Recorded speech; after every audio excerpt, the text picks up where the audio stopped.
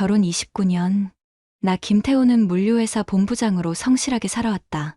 55세가 되도록 한 번도 회사에서 지각한 적 없고 가족들 뒷바라지하느라 야근도 마다하지 않았다. 아내 은정이는 52세. 26년 전 결혼할 때만 해도 단아하고 차분한 여성이었다. 아들 민수를 28세에 낳고 27년 동안 전업주부로 살아왔다. 민수는 이제 27세로 대기업에 입사해 사회생활을 시작했다. 변화는 올해 3월부터 시작됐다. 여보, 승마 배우려고 해. 어느 날 저녁 은정이가 조심스럽게 꺼낸 말이었다. 승마. 갑자기 왜? 친구들이 좋다고 해서. 나이 들수록 운동해야 한다잖아. 그리고 승마는 품격 있는 운동이라서. 승마라니. 52세에 새로운 취미를 시작한다는 게 신기했다. 하지만 나쁘지 않다고 생각했다. 그동안 집에만 있던 은정이가 밖으로 나가서 활동하는 것도 좋을 것 같았다. 비용은 얼마나 들어? 한 달에 150만 원 정도. 레슨비랑 말 관리비 포함해서 150만 원. 적지 않은 금액이었지만 물류회사 본부장으로 연봉 8천만 원을 받는 내게는 감당할 만했다. 무엇보다 29년 동안 가정만 지켜온 아내가 하고 싶다는 일을 막을 이유는 없었다. 그래, 해봐. 건강에도 좋을 것 같고.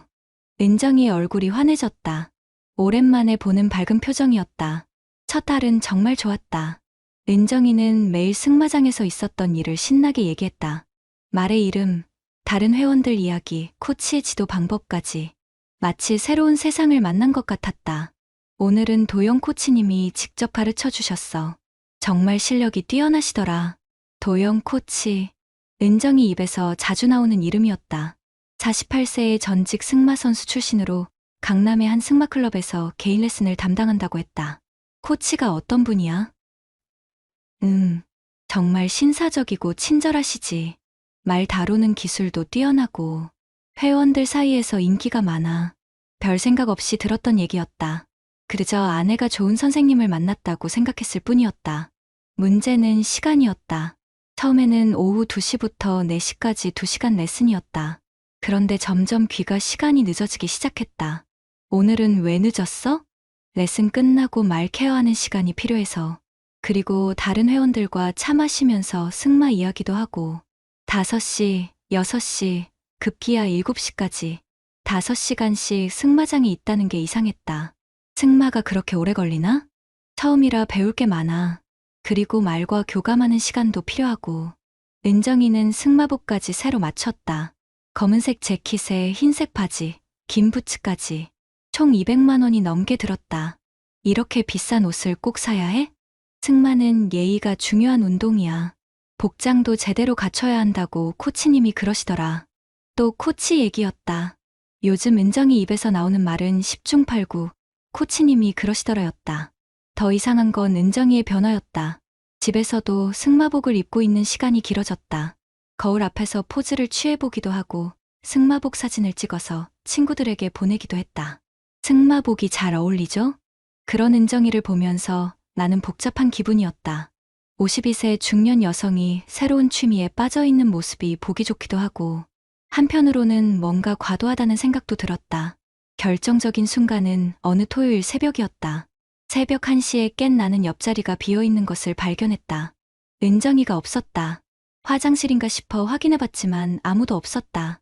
2시, 3시, 4시, 새벽 5시가 되어서야 현관문이 열리는 소리가 들렸다. 어디 갔다 와? 아, 깼어? 승마장에서 늦은 연습 있었어. 새벽 5시까지? 스문의 시간 운영하는 곳이거든. 야간에 연습하면 더 집중이 잘 된다고 코치님이. 또 코치님이었다. 나는 뭔가 잘못되고 있다는 직감이 들었다. 52세 주부가 새벽까지 승마장에서 뭘 하고 있었을까? 연습이 그렇게 늦게까지 필요해? 말이라는 게 예민한 동물이라서 충분히 케어해줘야 해. 그리고 다른 회원들이 없을 때 해야 더 자유롭게 탈 수 있어. 설명은 그럴듯했다. 하지만 내 마음속 의심은 커져갔다. 그날부터 나는 은정이를 조금 더 자세히 관찰하기 시작했다. 29년을 함께 산 아내지만 최근 몇 달 사이 낯선 면이 보이기 시작했다. 무엇보다 휴대폰이었다. 예전에는 집에서 휴대폰을 거의 보지 않던 은정이가 요즘에는 화장실 갈 때도 들고 갔다. 그리고 가끔 메시지가 오면 혼자 미소를 지었다. 누구 연락이야? 승마 동호회 단톡방이야. 재미있는 얘기들이 많아. 하지만 내가 곁에 오면 자연스럽게 화면을 뒤집거나 끄는 것이 보였다. 나는 물류회사에서 20년 넘게 일하면서 데이터 분석에는 자신이 있었다. 사람의 행동 패턴도 마찬가지였다. 은정이의 패턴이 명백히 달라지고 있었다. 승마를 시작한 지 3개월. 뭔가 잘못되고 있다는 확신이 들었다. 하지만 아직 확실한 증거는 없었다. 29년 결혼 생활에서 처음으로 아내를 의심하고 있는 내 자신이 초라했다. 하지만 더 이상 모른 척할 수는 없었다.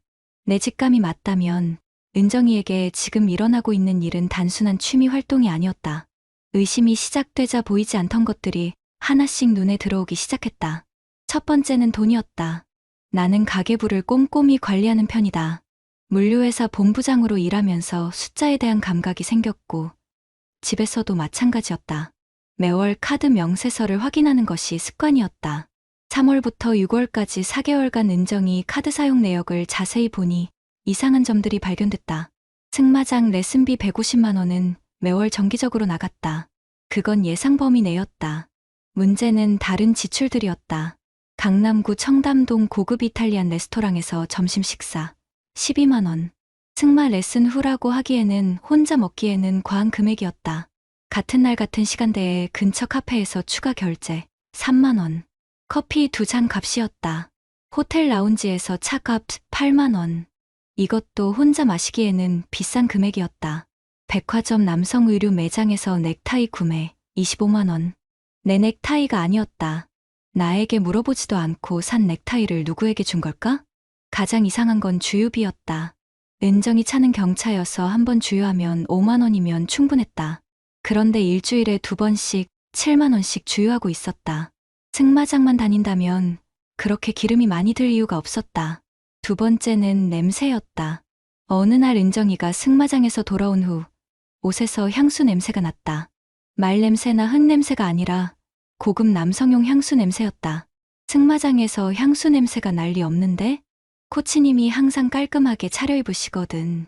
가까이서 지도받다 보면 냄새가 좀 배이지. 코치와 가까이서 지도받는다는 말에 가슴이 답답해졌다. 승마 레슨이 그렇게 밀착해서 받는 건가? 세 번째는 우연히 발견한 것이었다. 은정이가 샤워하는 동안 차 안에서 휴대폰 충전기를 찾고 있는데 조수석 바닥에 영수증 하나가 떨어져 있었다. 모텔 7시간 이용 12만 원. 날짜를 보니 지난주 목요일이었다. 은정이가 승마 동호회 정기 모임에 간다고 했던 그날이었다. 가슴이 쿵 내려앉았다. 승마 동호회 정기 모임이 모텔에서 열린다고? 그것도 7시간씩? 나는 영수증을 사진으로 찍어뒀다. 확실한 증거가 필요했다. 네 번째는 은정이 카톡이었다. 어느 날 저녁 은정이가 화장실에 간 사이 테이블 위에 놓인 휴대폰에서 메시지 알림이 계속 울렸다. 화면을 보니 코치님이라는 이름이 떠 있었다. 코치님 뒤에 하트 이모티콘? 그리고 코치님이 아니라 코치님이라고 저장되어 있다는 게 충격이었다.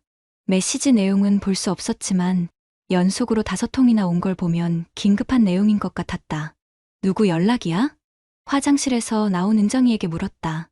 아, 승마장에서 내일 일정 변경된다고 연락 왔나 봐. 하지만 은정이는 휴대폰을 확인하더니 잠시 얼굴이 굳어졌다. 그리고 급하게 답장을 보냈다. 5번째는 결정적이었다. 지난주 금요일 회사에서 일찍 나온 나는 은정이가 평소 다닌다던 승마장을 찾아가 봤다. 혹시 정말 승마를 하고 있는지 확인해보고 싶었다. 오후 3시 승마장에는 몇 명의 회원들이 말을 타고 있었다. 하지만 은정이는 보이지 않았다. 승마장 직원에게 물어봤다. 혹시 박은정 회원님 오늘 오셨나요? 박은정님이요? 오늘은 안 오셨는데요. 어제도 안 오셨고, 어제도 안 왔다고? 은정이는 어제 승마장에 간다고 했는데? 그럼 언제 마지막으로 오셨나요? 글쎄요. 일주일은 넘은 것 같은데요. 일주일 넘게 승마장에 안 갔다는 말이었다. 그럼 은정이는 그동안 어디에 가고 있었던 걸까? 집에 돌아온 나는 은정이에게 자연스럽게 물었다. 오늘 승마 어땠어? 아, 오늘은 말 컨디션이 안 좋아서 레슨 취소됐어. 그래서 코치님이랑 이론 공부만 하고 왔지. 거짓말이었다. 은정이는 승마장에 아예 가지 않았다. 그날 밤, 나는 결심했다. 더 이상 추측으로는 안 됐다. 확실한 증거가 필요했다. 물류회사에서 20년 넘게 일하면서 터득한 게 있다면 데이터와 사실에 기반해서 판단하는 것이었다. 감정에 휩쓸리지 말고 차근차근 증거를 모아야 했다. 우선 은정이의 스케줄을 파악해야 했다. 승마장에 간다고 나가는 날들에 실제로는 어디에 가고 있는지 알아야 했다. 다음은 그 코치님이 누구인지 정확히 확인해야 했다. 최도영이라는 48세 승마 코치가 정말 단순한 선생님인지 아니면 다른 관계인지. 마지막으로 모텔 영수증의 진실을 밝혀야 했다. 7시간 동안 모텔에서 뭘 했는지, 누구와 함께였는지. 55세 물류회사 본부장이 29년 결혼 생활에서 처음으로 아내를 미행하고 증거를 수집해야 하는 상황이 되다니. 이런 일이 내게 일어날 줄은 몰랐다. 하지만 더 이상 모른 척할 수는 없었다. 29년을 바보로 살 수는 없었다. 다음 주부터 본격적으로 움직이기로 했다. 은정이가 승마장에 간다고 할 때마다 그 뒤를 따라가서 진실을 확인해보겠다. 물류업계에서 단련된 추적 능력을 발휘할 때가 왔다. 증거 수집을 시작한 지 일주일 만에 모든 진실이 드러났다. 화요일 오후 2시 은정이가 승마 레슨을 받으러 나간다고 했을 때 나는 회사에서 조퇴를 했다. 물류회사 본부장으로서 20년 넘게 일하면서 개인 사정으로 조퇴한 건 처음이었다. 은정이의 차를 충분한 거리를 두고 따라갔다. 목적지는 승마장이 아니었다. 강남구 청담동의 한 호텔이었다. 호텔 주차장에서 10분 정도 기다리니 검은색 BMW가 들어왔다. 운전석에서 내린 남자는 키 180cm 정도의 건장한 체형, 깔끔한 정장 차림이었다. 최도영, 48세 승마 코치였다. 두 사람은 주차장에서 만나자마자 자연스럽게 포옹했다. 29년 동안 나와 은정이가 공공장소에서 포옹한 적은 거의 없었다. 하지만 은정이는 다른 남자와는 그렇게 자연스럽게 안기고 있었다. 나는 차 안에서 휴대폰으로 그 장면을 촬영했다. 시간은 오후 2시 35분이었다. 두 사람은 손을 잡고 호텔 로비로 들어갔다. 나는 로비에서 멀리 앉아 지켜봤다. 체크인 절차를 밟는 모습이 전혀 어색하지 않았다. 마치 몇 번이나 해본 일인 것처럼.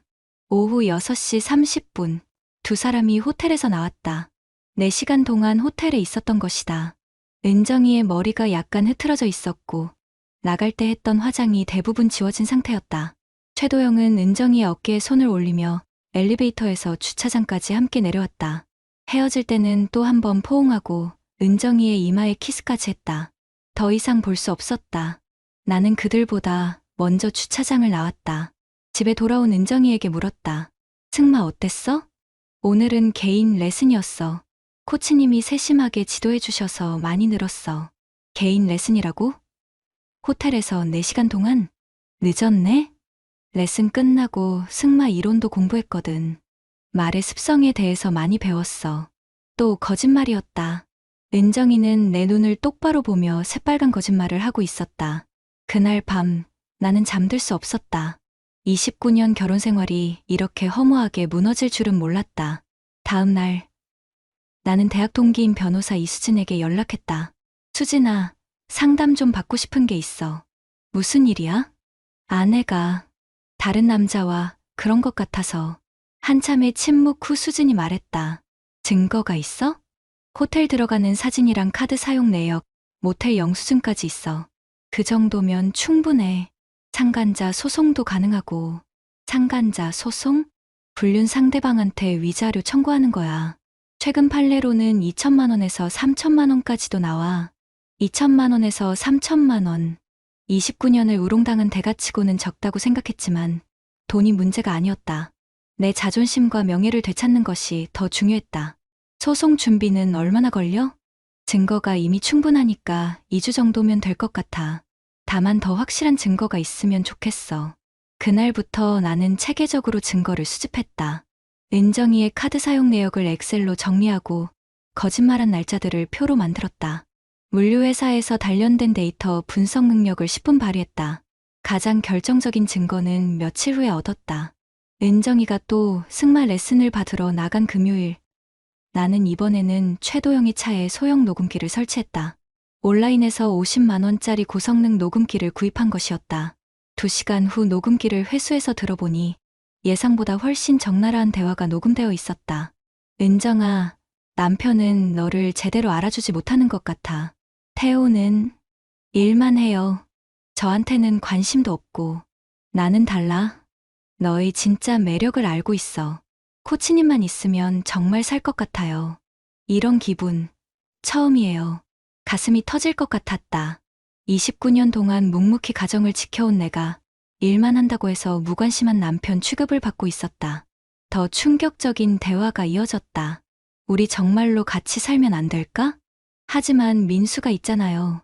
민수는 이제 27살이야. 충분히 독립할 나이지. 내 인생도 중요하잖아. 태호한테 어떻게 말하죠? 솔직하게 말하는 게 좋을 것 같아. 어차피 눈치챌 거야. 나를 눈치챘다고? 그럼 지금까지 나를 바보로 만들면서 계속 거짓말을 한 거였다. 가장 견디기 힘든 대화는 이것이었다. 남편이랑은 언제부터 마음이 떠났어? 결혼 10년 차쯤부터요. 로맨틱한 게 전혀 없어요. 생일도 안 챙기고 기념일도 기억 못하고 그냥 돈만 벌어다 주는 기계 같아요.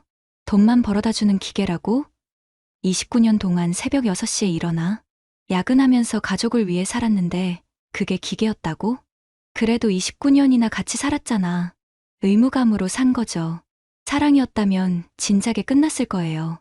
의무감으로 살았다고? 내가 은정이를 사랑해서 결혼한 게 아니라 의무감이었다고? 녹음기를 끄고 나는 한참을 멍하니 앉아 있었다. 29년이 이렇게 한순간에 무너질 수 있나? 그날 밤 아들 민수가 집에 들어왔을 때 나는 결심했다. 더 이상 이 상황을 혼자 감당할 수 없었다.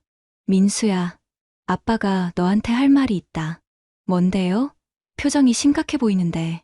엄마가 다른 남자를 만나고 있다. 민수의 얼굴이 굳어졌다. 확실해요? 확실하다. 증거도 다 있고. 그럼 어떻게 하실 거예요? 이혼할 거야. 그리고 상간자 소송도 할 거고. 민수는 한참을 생각하더니 말했다. 아빠 편에 설게요. 29년 동안 우리 가족을 위해 얼마나 힘드셨는데. 아들의 말에 가슴이 뭉클해졌다. 적어도 민수는 내 마음을 알아주고 있었다. 엄마는 아직 몰라요? 모를 거야. 내가 알고 있다는 걸. 언제 말씀하실 거예요? 모든 준비가 끝나면 법적 절차까지 완료한 다음에 29년 결혼 생활이 이렇게 끝나다니. 하지만 더 이상 참을 수 없었다. 이제 마지막 단계만 남았다.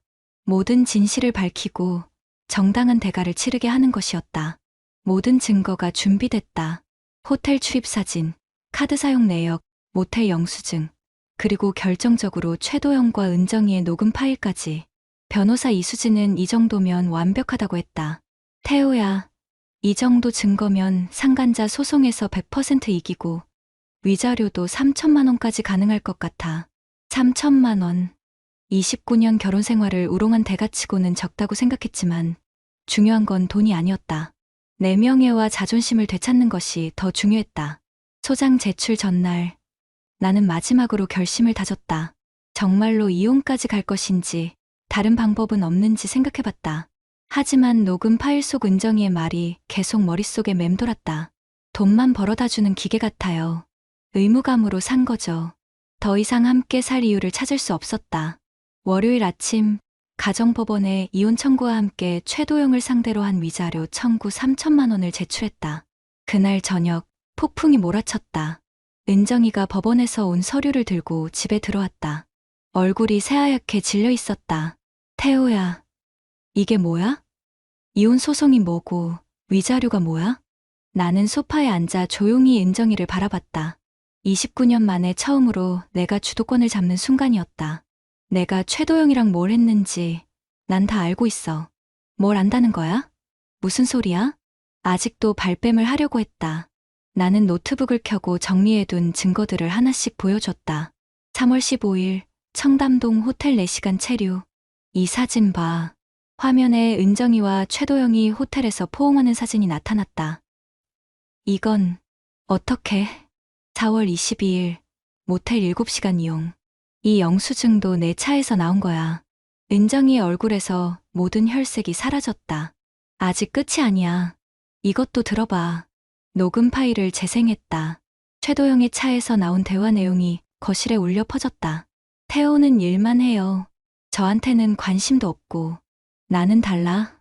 너의 진짜 매력을 알고 있어. 은정이 자신의 목소리가 스피커에서 흘러나오자 그제서야 모든 걸 포기한 듯 고개를 떨어뜨렸다. 그때 민수가 회사에서 돌아왔다. 현관문을 열고 들어온 아들은 거실 분위기를 보더니 상황을 파악했다. 아빠, 괜찮아. 민수야. 아빠는 이미 다 알고 있었어. 나는 차분하게 마지막 증거를 꺼냈다. 강원도 펜션 예약 내역이었다. 지난달 15일 승마 동호회 1박 2일 모임에 간다고 했지? 실제로는 최도영이랑 펜션에서 하룻밤 보냈더라. 아빠, 이게 뭐예요? 민수가 믿을 수 없다는 표정으로 물었다. 엄마가 다른 남자랑 바람을 피운 거야. 승마 레슨은 핑계였고. 그때까지 침묵하던 은정이가 입을 열었다. 미안해. 정말 미안해. 미안하다고? 29년을 바보로 만들어 놓고 미안하다고? 내 목소리가 높아졌다.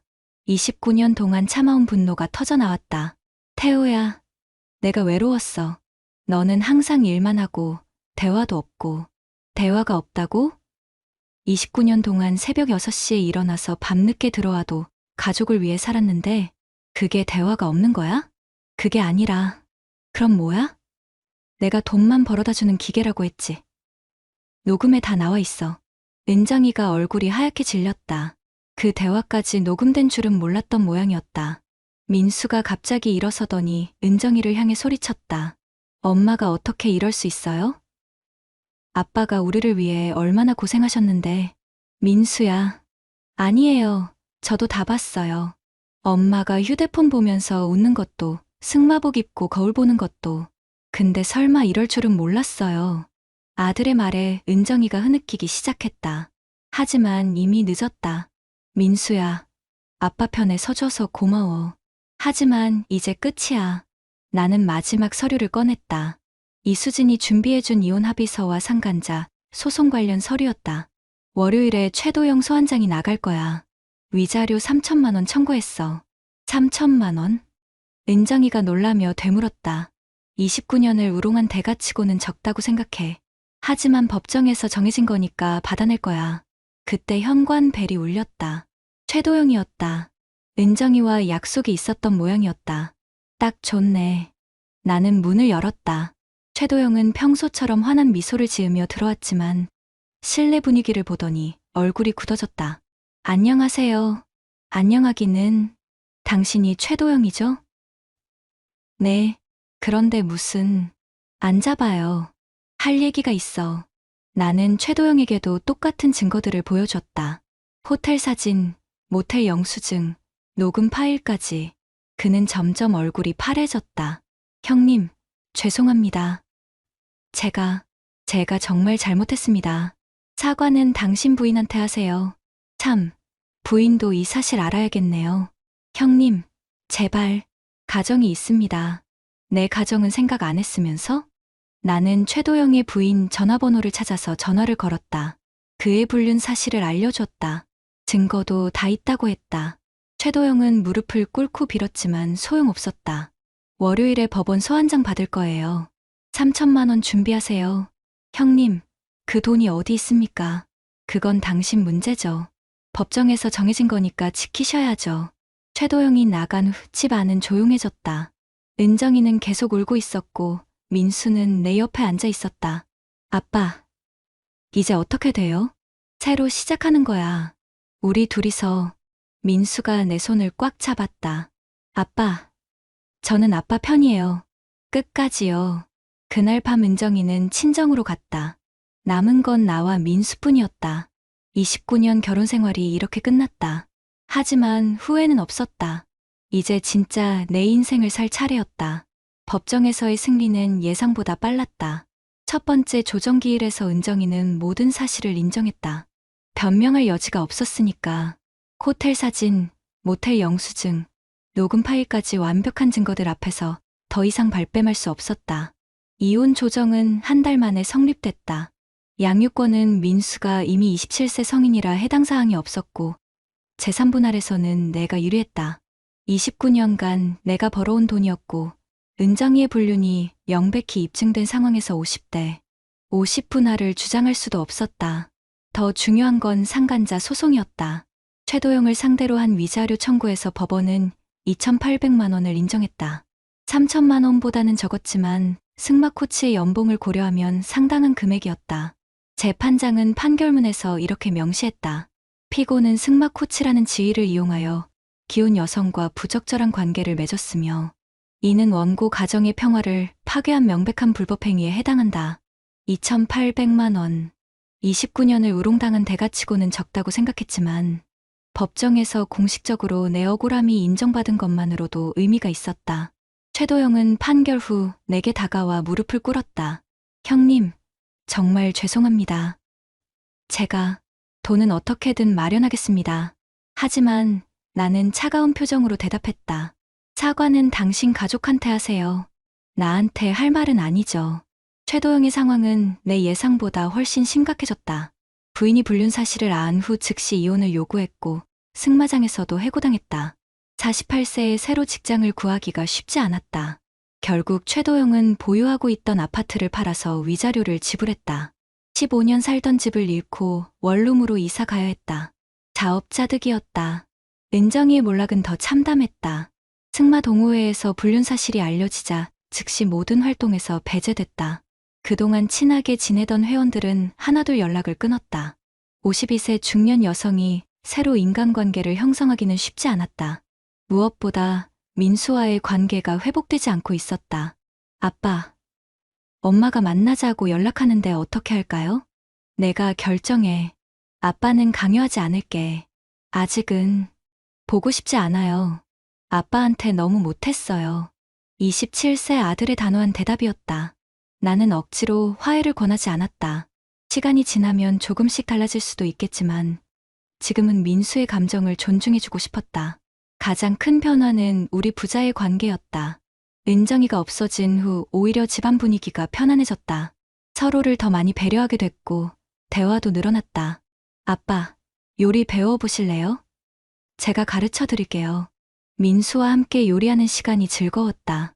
29년 동안 은정이에게만 맡겨뒀던 살림을 직접 해보니 새로운 재미가 있었다. 아빠, 승마 한번 배워보시는 게 어때요? 승마? 그 사람들 때문에 포기할 필요는 없잖아요. 제대로 된 곳에서 건전하게 배우시면 좋을 것 같은데. 민수의 제안이 신선했다. 하지만 아직은 승마장이라는 공간 자체가 불편했다. 나중에 생각해보자. 6개월 후, 우리는 다른 지역으로 이사했다. 새로운 환경에서 새로 시작하고 싶었고, 무엇보다 주변 시선을 피하고 싶었다. 새 집은 조용한 주택가에 있는 오피스텔이었다. 아파트보다는 작았지만 민수와 둘이 살기에는 충분했다. 무엇보다 승마장이나 호텔들이 보이지 않는 곳이어서 마음이 편했다. 아빠, 여기 정말 좋네요. 공기도 맑고. 민수가 활짝 웃으며 말했다. 오랜만에 보는 아들의 밝은 표정이었다. 회사 일도 다시 활력이 생겼다. 마음의 짐을 덜고 나니 일에 더 집중할 수 있었다. 동료들도 내가 밝아진 걸 알아챘다. 본부장님, 요즘 표정이 좋아지셨네요. 그래? 나이 들어서 그런가 봐. 사실은 진실을 밝혀내고 정의를 구현했다는 만족감 때문이었다. 29년을 바보로 살았다는 분노보다는 끝까지 포기하지 않고 맞서 싸운 자신에 대한 자부심이 더 컸다. 1년이 지난 지금 나는 새로운 취미도 생겼다. 주말에는 민수와 함께 등산을 다니고 평일에는 헬스장에서 운동한다. 55세 중년 남자에게는 늦은 시작이지만 새로운 도전이 즐겁다. 무엇보다 민수와의 관계가 더욱 돈독해졌다. 예전에는 은정이를 통해서만 소통했는데 이제는 직접 대화하는 시간이 늘어났다. 아빠, 제가 결혼하면 혼자 계실 텐데 괜찮으세요? 걱정 마. 아빠는 혼자서도 잘 살 수 있어. 실제로 그랬다. 29년 동안 가족을 위해 살았는데 이제는 나를 위한 시간이 생겼다. 자유로웠다. 가끔 비슷한 상황에 처한 남성들이 조언을 구하러 온다. 온라인 커뮤니티에서 내 이야기를 보고 연락해오는 경우가 많다. 형님, 어떻게 그렇게 냉정하게 대처하셨어요? 감정적으로 대응하면 져요. 확실한 증거를 모으고 법적 절차를 통해 정당하게 해결하세요. 내 경험이 다른 사람들에게 도움이 된다니 보람을 느꼈다. 어제 저녁 민수와 함께 TV를 보다가 우연히 승마 경기 중계가 나왔다. 예전 같았으면 채널을 돌렸겠지만 이제는 담담하게 볼 수 있었다. 아빠, 진짜 승마 배워보시는 거 어때요? 좋은 곳 찾아서. 그래. 한번 생각해보자. 이제는 승마도 두렵지 않다. 그건 은정이와 최도영이 더럽힌 것이지. 승마 자체에는 죄가 없으니까. 중요한 건 내가 당당하다는 것이다. 29년 결혼 생활은 끝났지만 마지막에는 내가 원하는 방식으로 마무리할 수 있었다. 정의롭게 살다가 배신당했지만 정의롭게 끝냈다. 내가 이 모든 과정에서 얻은 가장 중요한 깨달음이다. 지금도 가끔 은정이가 입었던 승마복이 생각난다. 검은색 재킷에 흰색 바지, 긴 부츠. 그 옷을 입고 거울 앞에서 포즈를 취하던 52세 여인의 모습. 하지만 이제는 화가 나지 않는다. 그저 안타까울 뿐이다. 29년 동안 함께한 사람이 새로운 정체성을 찾는다며 가정을 버린 게 나는 이제 새로운 안장에 올라탔다. 55세의 새로운 인생이라는 안장에 비록 혼자지만 당당하게 앞으로 나아갈 것이다. 어쩌면 이게 진짜 시작일지도 모른다. 29년간 남편과 아버지로만 살았던 김태호가 아닌 진짜 나 자신으로 사는 삶의 시작. 그것만으로도 충분하다. 끝 사랑도 배신도 결국 선택이다. 중요한 건 어떤 선택을 하느냐가 아니라 그 선택에 어떻게 책임지느냐다. 구독자님들, 오늘 사연 댓글로 공유해 다른 분들과 함께 의견 나눠보세요. 저도 읽어보며 소통하겠습니다.